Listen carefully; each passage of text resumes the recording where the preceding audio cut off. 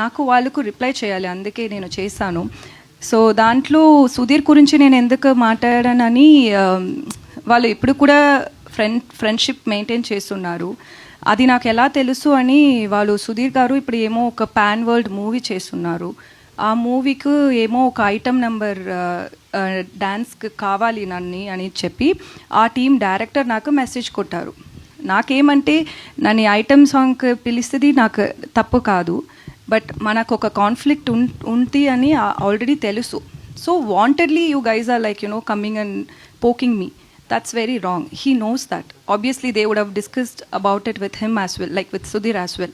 So, మళ్ళీ ఎందుకు నన్ని గురించి ఒక పోకింగ్ చేసినే ఉంటారు అని, అందుకే నేను సుధీర్ నేమ్ కూడా దాంట్లో పెట్టాను. ఎందుకంటే it's too much. Like end of the day you should not come and talk about someone who's worked with you on a social media. That's very wrong. Obviously, people will talk different things about me, but when you've worked with me, we all have basic respect, right? And it's end of the day, you also had worked in this movie. That's your work as well.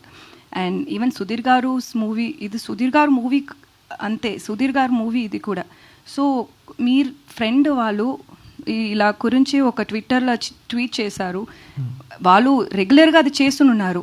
వాళ్ళకు producer దగ్గర problem అంటే మీరిద్దరూ మాట్లాడండి, ఎందుకు నన్ను పెట్టి మీరు problem పెట్టినే ఉంటారని నేను అది సుధీర్ గారు నేమ్ కూడా నేను దాంట్లో మెన్షన్ చేశాను.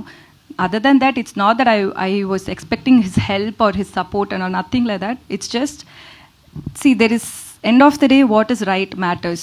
So he didn't stand up for that. That's why I mentioned that. మరిన్ని ఫాస్ట్ అప్డేట్స్ కోసం ఇప్పుడే సబ్స్క్రైబ్ చేయండి నవా న్యూస్.